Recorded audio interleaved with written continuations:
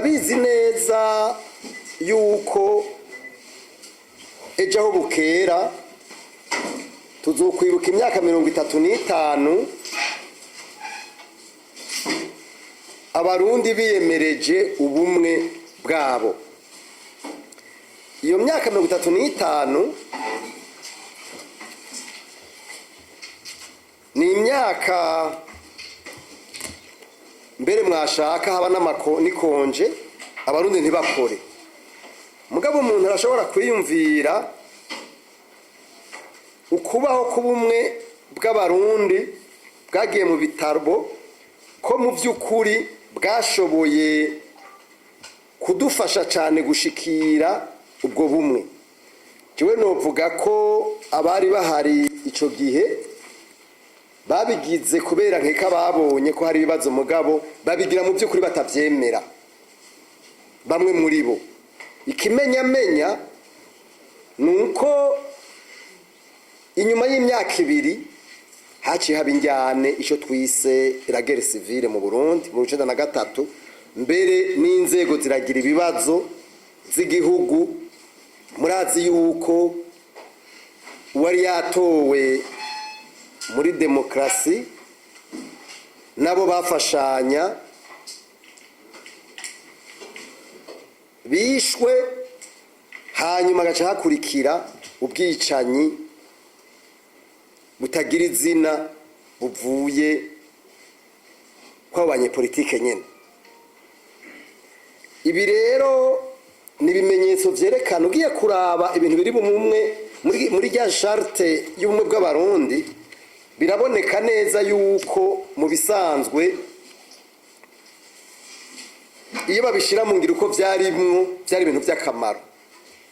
Mugabo kubera abarundi dufise ikintu bita hypocrisie, uburyarya, cyane cyane abanyepolitike bavuga ibintu n'umuntu wambwa bakabihakanisha imitima yabo n'ibikorwa byabo, biraboneka neza yuko ivyo bibazo byagumye biriho. Rero turafise ibitabo bitari bike. Ibitabo dufise duhere kw'ibwizwa shingiro. Ibwizwa shingiro riragaruka kwa ayo madokima yose nashikirije navuze. Ico ni cyambere. Ikigira kabiri ni ibitabo igihugu kigenderako arico twita vision, imbonoka zoza 2040 2060, imyaka 35 15 ya mbere na 20 ikurikira. Finalité y'iyi vision, donc indunduro ya vyose y'iyi vision, nuko igihugu coba gitekanye kandi umurundi wese akaronka icyo afungura kandi akabaho neza.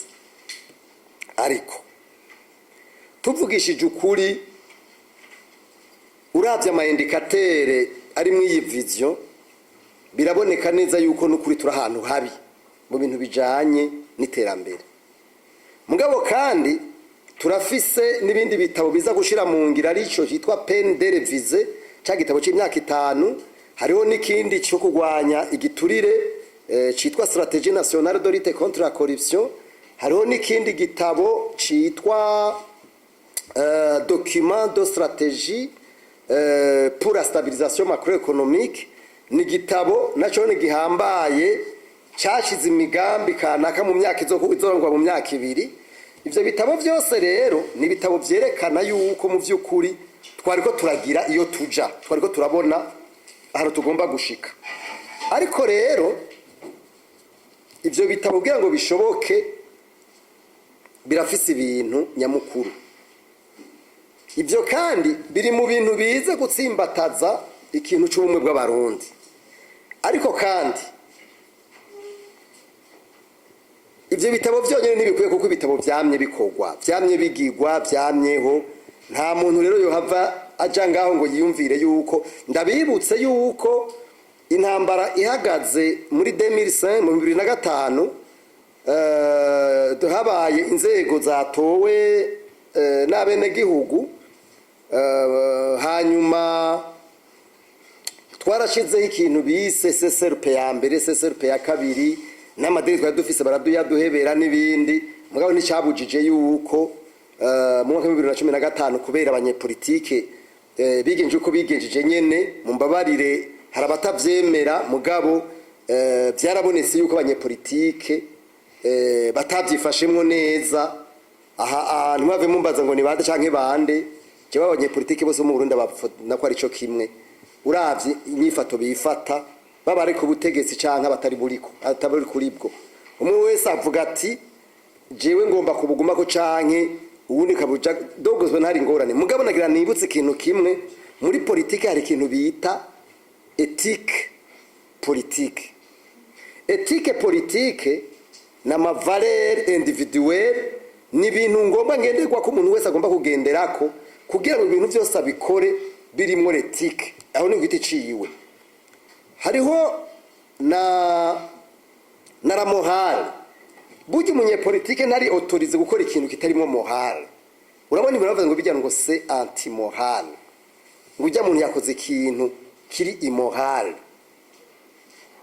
ivyo bintu abanyepolitike bacu mbona umengo biragira kubesha umengo ni ibintu bisanzwe wabo oro mensonge burya mensonge bani en politique mugabo harabitwaza amateori witwa Machiavel ngo kandi murango ndavyo mu masoroga yabo igihugu ntigitangwa kiragwani sinzi ngo kiragwani sinzi ibintu nk'ibyo muranumva gutaga citadel kwa mbega ko genda umurundi wowe uri umurundi undi wese n'umurundi ninde wari wowe ahubwo twovuga tuti igihugu ubishoboye wese naza afashe kumengo none n'ibintu byo kugundira nk'umwana w'umukunzi winda no igihugu ahubwo umuntu wese abishoboye akwije ibyo no kwitare critère naza afashe igihugu agiteza imbere mbwe ibyo kuvuga ngo muri turekura je ne sais pas ibintu wumva byo atamuntu ashobora gusabirako ivyo rero abantu nibumve yuko en politique il y a de l'éthique il y a de la morale iyo rero abantu batara ibintu vya morale na éthique bitashizwe imbere en matière de gestion d'une nation naho usanga hacabe ibibazo ibironda bivuga ndabirabisha kuva uburundi bwikukira gushika uno munsi iyo ayo mavaleur éthique yabuze muri societe haguma haba ibintu nabwo batisubiriza nivyo biguma biba aho usanga umengo turi dara jungle ura roi de plus fort gouverne prime ibyo navyo bivuze ngo bifashe Burundi ivyo rero ni ibintu nibaza yuko tugomba kugira ko navuze ko dufise amadokuma mugabo ayo madokuma kubera ibiri mu madokuma ni majambo tuvuga bitari couronné par ces éléments éthiques et morale nibimubara twama mu izinguzingu nagira rero mvuga ibintu nka 5 6 canke 7 mbona ko ari menace ikomeye cyane ku bintu bya cohesion mugabo kandi bishobora gutorega umuti facilement ivyo bintu birahambaye ikintu ca mbere mbona gikwiye gutorega umuti n'ibi bintu byo gutsimbataza umwe bw'abarundi ni ikintu kijanye no gutanga ijambo nuko abantu bavuga icyo bafise ku mutima niho n'abantu batwara bamenya mu by'ukuri bibazo biba bihari mugabo umuntu mubujiye kuvuga pourtant ivyo bintu ugiye kuranga izo shingiro ukaraba mu masezerano Uburundi bwashize gw'ikumu no kuvuga la charte universelle des droits de l'homme la déclaration universelle des droits de l'homme le pacte international relatif aux droits civils et politiques ivyo byose birimwo birerekana nk'ubico bitaro droit de manifester mu Burundi uvuze ko manifester kwita umugo umunsi pourtant biri mu itegeko mugabo ivyo oya abategetsi babatwara no munsi barashobora kwibaza ko mengo ni ibintu bisanzwe mugabo bibona iyo habaye ingorane babibona iyo habaye ingorane nico gituma jewe mvuga nti abantu ico kintu ca libération de la parole ni ikintu gihambaye gose. Ikigira kabiri ni ikintu kijanye no kugwiza umwimbu. Iwacu mwishyiramwo Rikome twe tuvuga tuti abasangiye ubusa bitana ibisuma, mu nda harara inzara hakazinduka inzigo. Abantu bumve yuko umwimbu utadugijwe bidakunda ko igihugu gishobora gutera imbere na gatoya. Ivyo rero navyo birafise inzira bicamwo, birafise n'ingene bikorwa. Iyo bidakozwe mu buryo bwiza hari ibintu bigora. Nk'ubu turavye ingene turiko turakora n'ingene turiko turagira, biraboneka neza yuko umwimbu mu vy'ukuri bijya bitabona vuze byose bishika kuri 4 nibidufasha gushikana kuronka umwimbu. Mugabo hari ikindi kigira gatatu kica kiza kubloka cane ibi bintu byo kuduhiza umwimbu. Eraba abantu ntibagikora.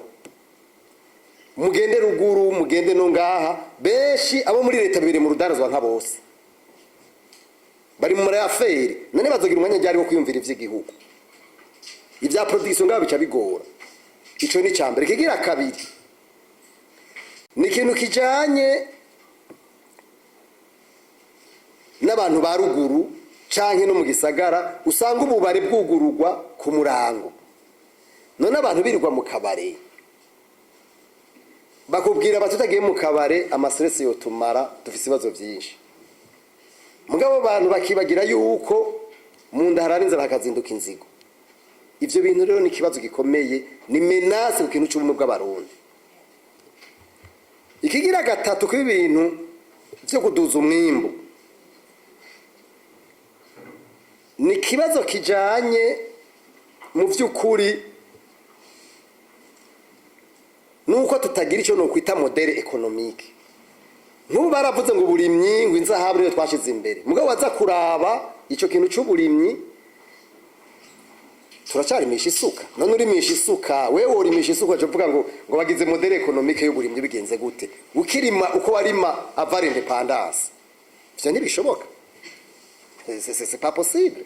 Uburi kurabesha kandi je birangora gutahura ivyo bintu ingene uvuga ngo wahaye hanyuma imbuto ntiziboneke ku gihe, ifumbire ntiboneke ku gihe, ibintu byose ugacusanga n'urudubi. Umwimbu waboneka ugacubora kubera utakingiwe, none gayema. Mwe mwumva ivyo bintu abantu bacu baba bari imbere yacu. Mwe mwumva ko ivyo bintu ari ibintu by'ibibazo bikwiye gutoreka umuti. Uburimyi rero burashobora kudufasha. Mugabo buzodufasha ibihugu byose muzorabe, ibihugu byateye imbere usanga ari 5%, 10%, maximum 20% ari bo barima. Mugabo baca bagaburira bose kandi bagaca bashora no hanze no musesekara. Mugabo twebwe hari hafi 90%. Iyo ni menace ikomeye cyane kutagwiza umwimbu, ni menace ya gatatu. Menace ya kane ikomeye cyane nayone nuko kuntu mu gihugu cy'u Burundi hari abantu bari hanze b'impunzi. Iyo ni menace à la cohésion, ni ikintu gikomeye cyane kibuza abantu gutera imbere, hanyuma kandi no kunywana bikwiye. Ntushobora kuba ufise impunzi zirenga 200 kuva Burundi bwikukira twamana impunzi, hanyuma ico kintu ntukibone ko ari kibazo cy'igihugu, wowe ugacuvuga ngo amahoro yose ni ngo nijya nawe, uburi kurabesha abantu. None twese bona hari umwana arimo ngaha, ntitubona ibiba nibitaba hariya. Nta gihugu na kimwe gifise impunzi zirenga 10,000 hanze, naho byo ari 5,000. Twebwe urumva turi ku 200. Ushobora kuvuga ngo urashobora kugira amahoro arama mu gihugu ntibikunda. Icya gatandatu ni ibintu byo kudasangira, icya gatanu ni ibintu byo kudasangira iby'igihugu. Navuze iyo umwe mumaze kuduguzwa mu bisanzwe haca haba ico bita equité sociale, equité économique. Ivyo mwashaka muri vision ni nkingi ya gatatu. Ico bita equité ni nkingi ya gatatu. Nkingi ya mbere ni production, kuduza ubutunzi. Inkingi ya mbere ni urumva twa bari bashizemo n'ijya nkingi no mu vision. Inkingi ya mbere ni donc ni gouvernance, lutte contre la corruption etc. Ya kabiri ni kuduza ubutunzi. Inkingi ya gatatu ni equité. Ikintu cya gatanu rero kijanye na equité, gusangira ivy'igihugu, urabona barazanye n'amasuro ngo ntukorako. Iryo sura nimwe havyumvise muri CNDD-FDD. Je murabambariza kandi murabesha mukomwe nimwigera mu bibaza na mwebwe. Murabatubariza ingene ntukorako ishobora kujana na ntuze nyene y'iki. None umuntu atwara akavango ntukorako ikabasoga yiwe. Mwe mu ibintu bica bigenda gute muri society? Hariho n'iyindi soroga ikijana niyo ngo caratuvuye. Nivyo birumvikana umuntu yagiye mu ishamba akamara imyaka 10 n'ibintu vyumvikana vyo ko aba yararushe. Mugabo abariko agwanira ico nita in bonne cause. Nta numwe atazi ibintu vyabaye mu kino gihugu cacu. Nabivuze ndabitangurirako intwaro zahahora zararenganya abantu, ikaba ari intwaro y'umuryango, ikaba ari intwaro y'intara. Mbere je numva ko yari y'umuryango ubiravye neza ivyabo nivyo vyari bihari. Mugabo iyo rero ugize Imana ikaguti ukagwanira urugamba hanyuma ukagera hejuru, nucuvuga nk'umwana, nucuvuga nk'umuntu avuga ati c'est moi ou rien. No, oya, ucuba umuntu arabira bose n'abo bantu witabansi. Nico rero ariko ndavuga ethique politique, la morale en politique.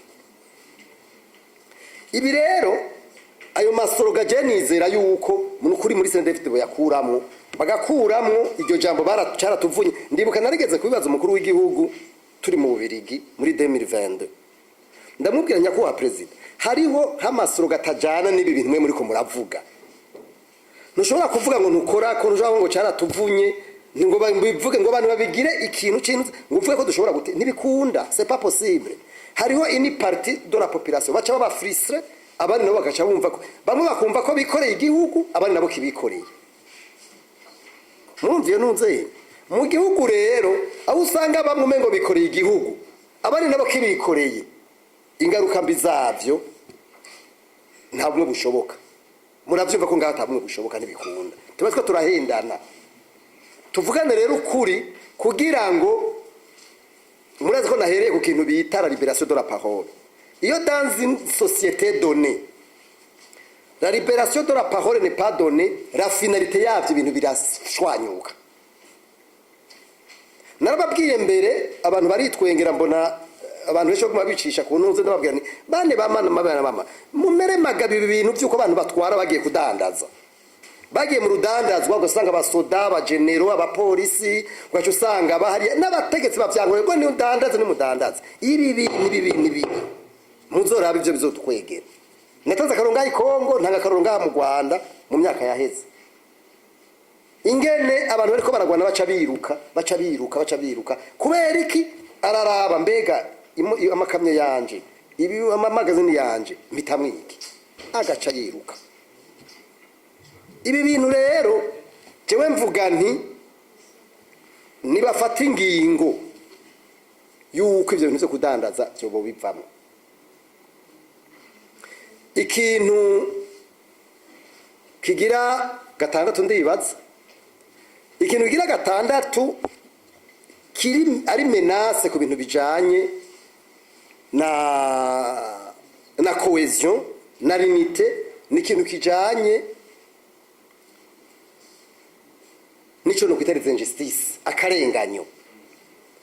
Akarenganyo ni ikintu kibi muri societe, aho usanga mu gutanga akazi umuntu aba ari mu mugambwe abari hariya mugabo ntibarabe ikintu ashoboye. Ikintu mu butungane ugaca usanga umuntu atunganiza ko yatanze amafaranga, umworo urumva acabura ikibanza. Umuntu abantu bagafungwa amaprizo ugaca usanga aruzuye, mugabo ugaca usanga ivyo bintu biragoye.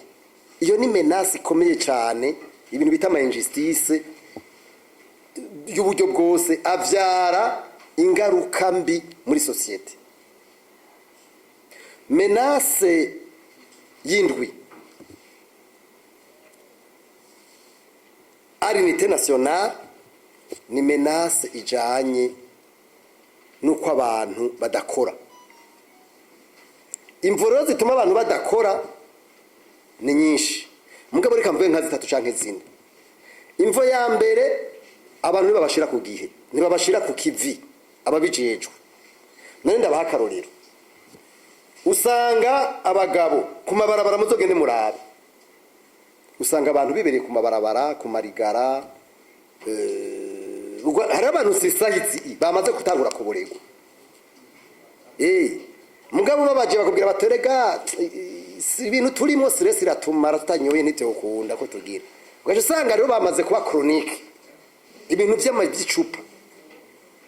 Mbe muri bukumushikira nganje yeze kuvuga yuko atamuntu azosanga mu manuze mu restaurant niki, hanyuma je nasanze ivyo bintu byaranse ntivyakunze. Mugabo nivyo cyo gufata ingingo uri umutegetsi, uri umutware, uri umusuku, iyo ngingo ntije mu ngiro navyo numva ko ivyo bintu ari kibazo. Ico ni cambere. Ikigira kabiri kijanye nico nyene cyuko abantu badakora,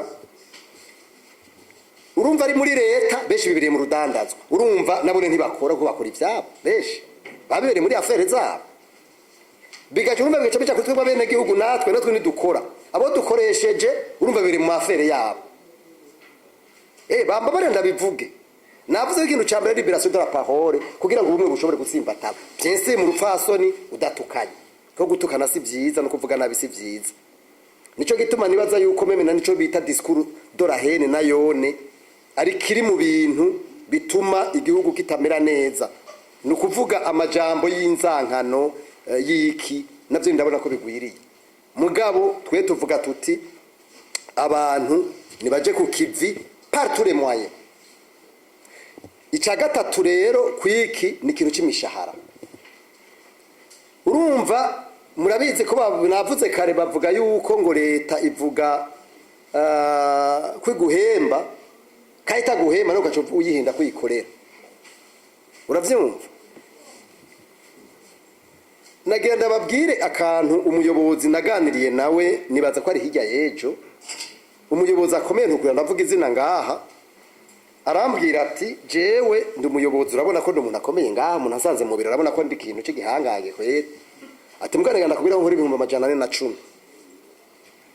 Ati rero numva 410 jewe n'ibyo 410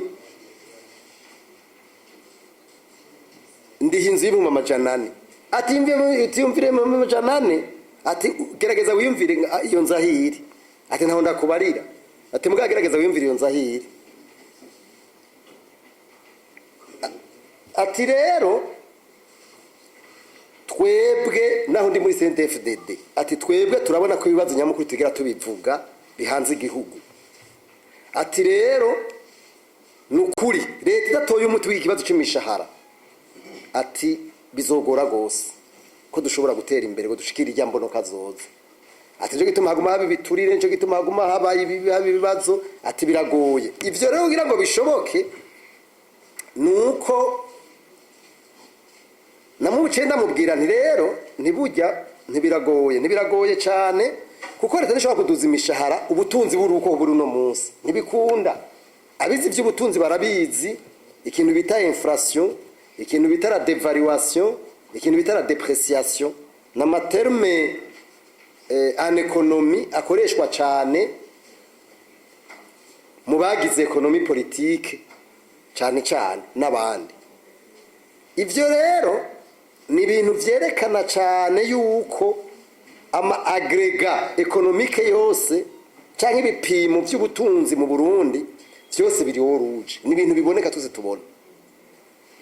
Ivyo rero bica bituma hadashobora kuduza umushahara ngo bikunde, ntibikunda ko umushahara uduga kubera ico kibazo meje kubabwira.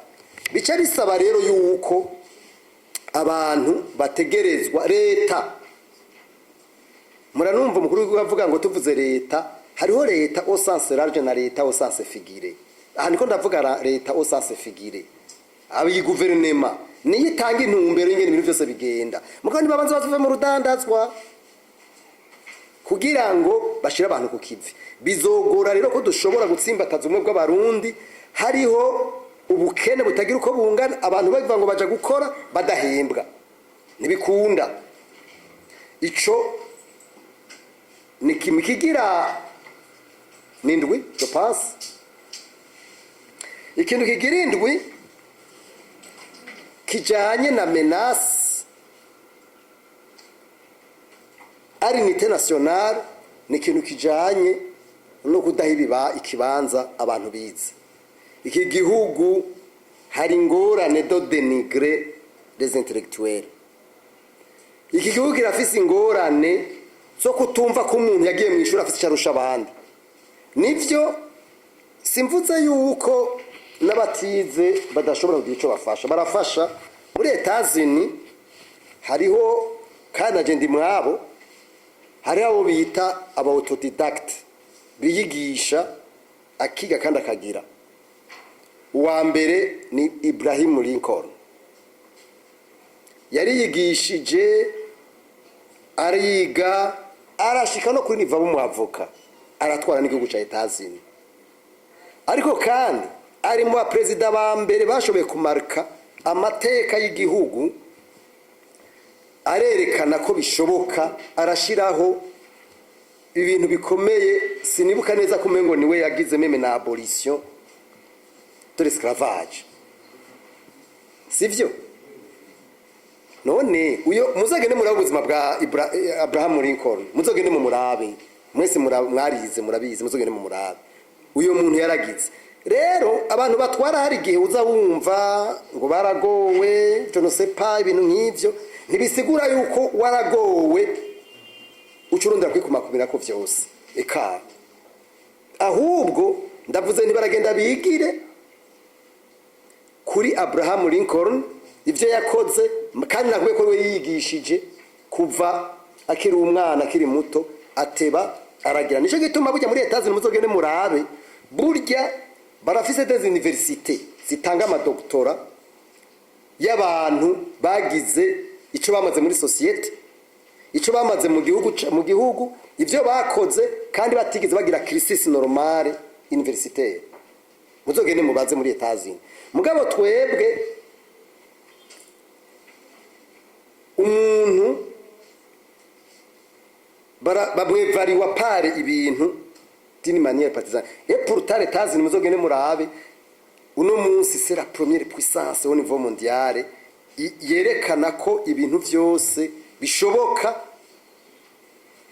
Murabona yuko ico bashatse ku isi ari cyo kiba. Ivyo rero nibaza yuko kugusuma modere nziza nta kibazo na kimwe birimo. Kusuma modere nziza nta kibazo na kimwe kirimo. Rero ibi bintu vy'abantu bize bagomba guhabwa ikibanza. Ibi rero bica bijana n'ikindi kigira kabiri ku ico kintu cindwi, ikintu kijanye n'abantu bize baguma bagenda. Eheraba abametse, abaganga, eheraba abarimu n'abandi. Ivyo bintu ni menace ikomeye, d'abord au développement et partant à la cohésion.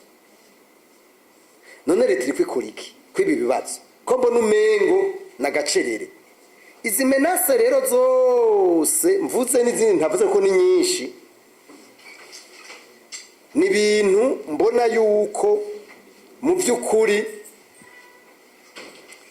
bigomba kwicarirwa kugira ngo dutsimbataze ubumwe bw'abantu. Nyamba twipfuza yuko Uburundi bushobora kuba un pays paisible kandi birashoboka. Mugabo nagira ngaruke mu guheraheza ku muntu yitwa Bagaza.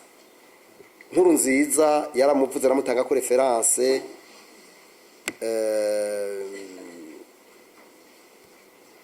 kandi ni vyiza. Ndayishimiye president actuel aramutanga ko reference n'umunyamabanga mukuru w'umugambwe uri ku butegetsi maruvuzwe amutanze ko reference. Mugabo rero ikintu jewe ntemeranya nabo ni kimwe, baza bidoga. Mwarumvise umunyamabanga mukuru w'umugambwe CNDD-FDD ariko aravuga, yaciye atanga akarorero k'abantu bo muri leta yazanye umugambi w'amavoka, hanyuma atanga akavuga ati kuri bagaza ati mugabo je ati simwa imyaka 2 none administration nibo inama nshinga amateka nibo bakuru bashatse bashiraho bagombye none ivyo bintu kweri mwumva ari ibintu vyumvikana yuko umuntu ntubaza kwidoga none yidoze rufitira kidoga ubundi muntu nciye hari akidoga finalement bica bigenda gute tweto mu bisanzwe umuntu atwara tumukeneye kwinyishu turumvikana umuntu atwara tumukeneye kwinyishu tumukeneye kwaza tubwira ngo nakayakoze nabi mukure uza nundi abikora secret mukure muza nundi abikora reka ngaruke ku bintu nka 5-6 byabagaza bagaza baramutanze ko reference ni byiza ko bagaza natwe tumutanga ko reference bagaza igihe ciwe yabanje gufata ingingo ya mbere yo gukura ubugerego simvuze ko ibintu byakuri bagaza byose byera murabizi ko hari ntwaro ishimikiye ku muryango bakurana mugabo bageze amakuze mugabo barakora wari umuryango hanyuma kandi hari n'ikibazo c'intara n'ubwoko n'ibindi byaraboneka bye ntivyigeze bivaho mu byukuri kuko ni nayo mvo nayo mvo yatumye ibintu byose byononekara urumva mugabo rero jewe nagira ndababwire yuko ibintu bagaza yakoze cyane mu by'ubutunzi ari ibintu byo gufatira ko mu byukuri murumva ibi bintu byo gufatira ko bagaza yakoze ubwa mbere nico kintu ni ibintu bijanye no gushira abantu ku kivi bagaza yarashize abantu ku kivi cyane ku buryo atamasaha y'akazi akabara nakamwe kabakuguruye none ivyo bintu habuze iki kugira ngo abatwara no munsi babikore barabivuga ntanwa bikurikiza uri bukumushikiranganje ari umuntu arohote mu gihugu yigeze kuvuga mugabo byarase ko ivyo bintu bikorwa none habuze iki abantu babashire ku kivi bakore navuze ko abantu usanga baborewe mu gatondo ukamengo nibisanzwe ico ni cyambere kindi kigira kabiri bagaza yakoze yarabujije abantu ko baja mu rudandazo umufonctionnaire wa leta umwari umuganga soda umupolisi abamagistra abaho cadre de l'etat bose carazira yuko abo bantu baja mu rudandazo c'était interdit hariho n'ikindi cyari cyarabaye buya carazira ko mu magistra yicarana n'umudandaza mu kabari carazira mugabo buya nishushushe muragenda murahabe simvuze ngo nibicarane mugabo hagomba kuba ivyo no kwita amanorme kugira ngo service public yitwa service public nyene ikindi kintu kigira gatatu bagaza yakoze gihambaye ni ikintu kijanye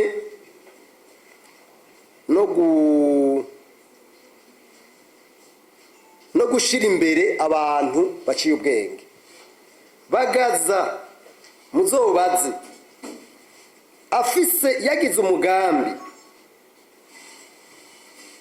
yaca arondera umurundi suivare critère uyo muntu atahari yaca arondera umudagi akarondera umushinwa akarondera umurusi akarondera yamukura hari hose uwico bapfana yari resulta none ivyo habuziki mu Burundi guvyo bintu bibi habuziki